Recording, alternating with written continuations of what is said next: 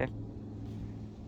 James, thanks for having this meeting with me. I appreciate it. You know, you have a home here that is very common in our area. We do tons of them, but you actually uh, did the full package. So basically, we have what we would call a cabin Mm-hmm. with a loft that is an open concept to the living room, Mm-hmm. but we also have a downstairs that is shut off by a door. So it's basically its own room. Mm-hmm. And so you just purchased the home? Yeah, so we purchased the home in December.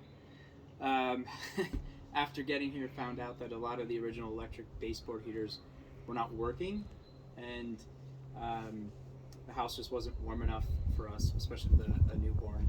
And there is a propane fireplace in the basement and a propane fireplace in the main floor, but again, just not sufficient to kind of keep the home comfortable for us.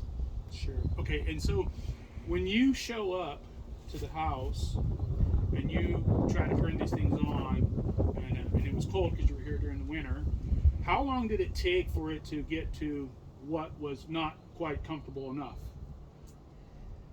So, with the fireplace, which has its own air handling units actually to push some of the hot air around, and the fans going, would probably take a good hour, if not longer, just to get the house to be starting to warm up, and then the loft area would get the warmest, but unfortunately, in the living area where we were, the bedrooms, the kitchen area, etc., that would take even longer Sure. to get comfortable. So usually we come in and kind of one of the bedrooms, the baseboard heater worked, so we bring the baby in there and kind of close the door and let that room warm up fast, and then wait for the house to get warm enough to actually be able to use it.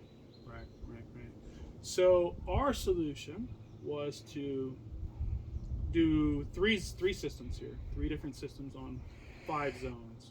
So the main floor zone, we got a 2.5 ton 3 zone that covers the 2 bedrooms, so that you could shut the doors and still heat and cool those rooms, as well as 1 zone that covers primarily the living room, kitchen area. But in the cabins, especially with the open concept loft, as you said, the heat rises, and so in the summertime, it gets brutally hot up there. So we went in with another system that covers primarily the cooling load, and that one's up high in the loft. And then for the downstairs, which probably doesn't need much cooling, but certainly needs heating, we went in with a single zone hyperheat just to make sure that area was nice and warm. And so in our area, we have some national parks and a lot of Airbnbs. And so my understanding is that's what you're planning on doing here.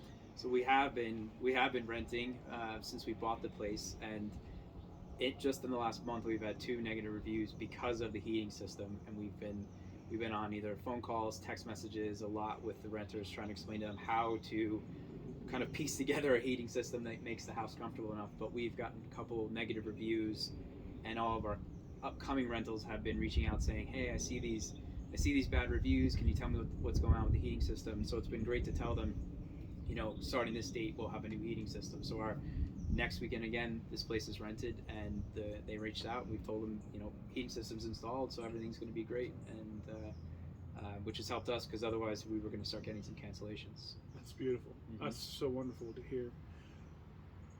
Another option that you decided to go with, which is pretty common when we do Airbnbs, is Wi-Fi. Mm-hmm. Because what ends up happening is the renters either can't figure out how to use the remote, Mm-hmm. or they want to crank it up to 90 or 60 and leave, Right. and so the unit's running while you're not here. Right. So with the Wi-Fi, you're able to control all 5 zones, adjust them accordingly, turn them on and off before the customer gets here, all those type of things, which is a pretty nice added feature that Mitsubishi offers. Mm-hmm. So how did you go about deciding to go with mini splits and finding us? How did you go about calling us? Well, the mini split system, there really wasn't much option. As you said, open concept, the cabin style. There is no option to run ductwork around the house, right? So you really your option is the ductless systems, and I know that Mitsubishi's the one of the best for that for those for the ductless system, and so I just went on their website and. When you put in your zip code, it gives you the recommended, and that's how you guys came up. And then I reached out to you. Beautiful, beautiful. I love it when a plan comes through. Yeah. So I appreciate it, James. Thank you so much for meeting up with us today. Greatly appreciate it. Thank you so much. No, thank you very much. Okay. All right, man.